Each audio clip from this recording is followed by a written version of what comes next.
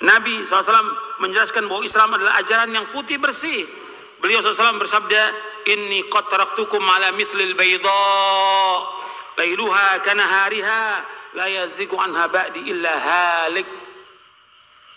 Sungguh aku tinggalkan kalian di atas Islam yang putih bersih, malamnya seperti siangnya, tidaklah berpaling dari Islam yang putih bersih ini sepertinggalku melainkan akan rusak binasa.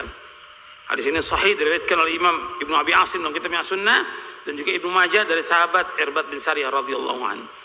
Artinya Nabi meninggalkan Islam ini putih bersih, malamnya seperti siangnya, tidak ada yang berpaling dari putih bersih melainkan binasa. Kalau diumpamakan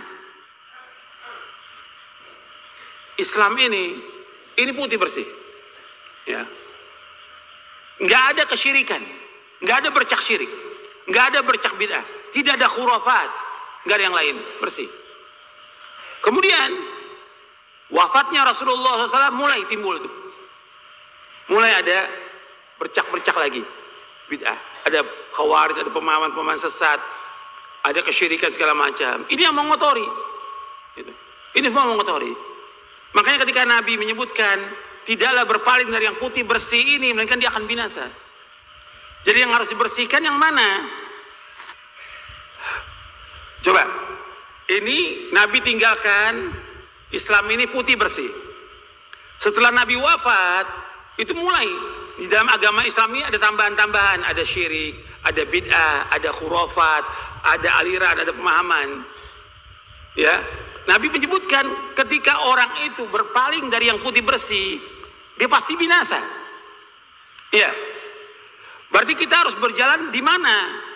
Di atas yang udah rusak ini atau yang bersih? Berarti yang perlu dibersihkan yang mana? Yang perlu dibersihkan yang mana? Yang bercak-bercak ini harus dibersihkan. Dengan apa membersihkannya? Dicuci? Dengan apa membersihkannya? Dengan dakwah. Al-Quran wa sunnah al-fahmi salaf. Dengan dakwah. Kita harus dakwah terus, nggak boleh berhenti. Nah, ini perhatikan. Kalau setan nih, kita bicara soal setan. Karena banyak benar setan ini. Kalau setan, dia bukan yang bercak ini yang mau dibersihkan. Dia mau hancurkan yang mana? Yang putih bersih. Ini namanya cara-cara setan. Gitu. Jadi yang mau dihancurkan yang putih bersih. Jadi orang yang mengajak Quran wa sunnah ala fahmi salaf ini yang mau dihancurkan oleh mereka. Paham gak sampai sini? Hah? Paham, benar. Alhamdulillah. Jadi antum jangan bengang-bengong. Mereka ini terus bagaimana menghancurkan dakwah yang hak ini dengan berbagai cara. Ini Rasulullah taraktukum ala mithlil bayda lailuha kanahariha la yazigu anna ba'di illa halik. Aku tinggalkan Islam putih bersih. Yang membuat kotor itu ya syirik. Yang bikin kotor Islam itu bid'ah. Yang bikin kotor Islam itu syirik. Yang bikin kotor Islam itu bid'ah. Yang bikin kotor Islam itu khurafat. Yang bikin kotor Islam itu firqah yang sesat. Berarti yang mesti dibersihkan yang mana? Ya ini yang semuanya. Dengan apa? Dengan dakwah.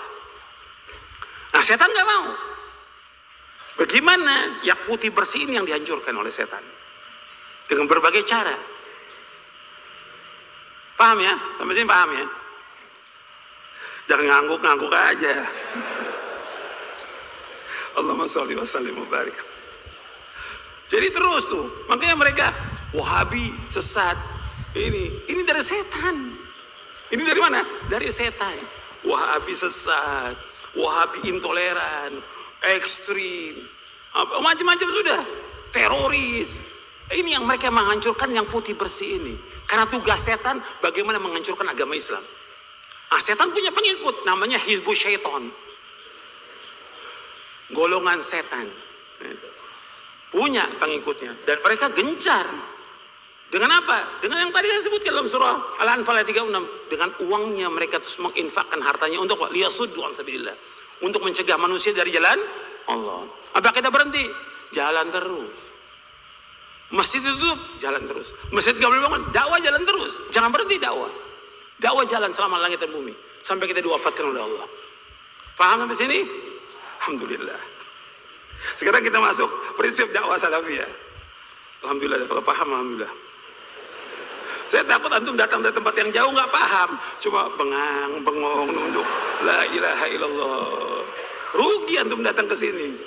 Antum harus paham, ya.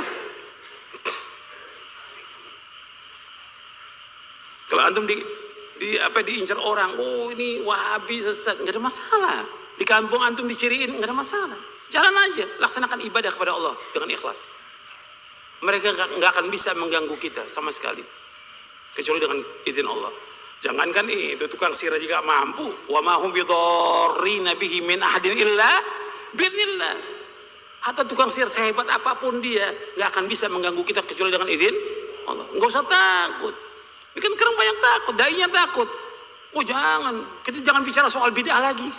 Udah, simpan aja bid'ahnya. Simpan di mana?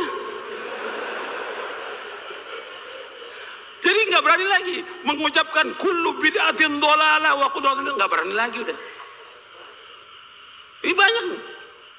Sekarang udah ketakutan. Kenapa antum takut? Antum di atas kebenaran, mereka di atas kebatilan, dan kita pasti akan ditolong oleh Allah. Nas Al-Quran, antum nggak yakin sama Allah, Allah pasti tolong kita, pasti. Nggak usah takut. Kenapa harus takut? Takut dakwanya. Apa yang salah dakwah ini? Kita nggak memberontak pada pemerintah, kita nggak demo, nggak apa. Justru bangsa ini dan negara ini bersyukur dengan dakwah salaf. Barokah yang ada dengan sebab dakwah ini. Kita ngajak orang untuk apa? Untuk beribadah kepada Allah. Kita ngajak orang untuk mentauhidkan Allah. Kita ngajak orang untuk sholat 5 waktu. Kita ngajak orang untuk berbakti pada orang tua. Kita melarang orang berbuat syirik, melarang orang berbuat bidah, melarang orang dari berbuat maksiat. Ini syukur negara ini mestinya. Bangsa ini syukur karena dengan dakwah ini barokah negara ini. Maka nggak bisa ditinggalkan dakwah ini. Barokahnya negara ini, barokahnya bangsa ini dengan adanya dakwah yang hak ini, Al-Quran wa sunnah ala fahmi salaf. Jelas sampai sini? Nah, kita lanjutkan prinsip dakwah salafiyah.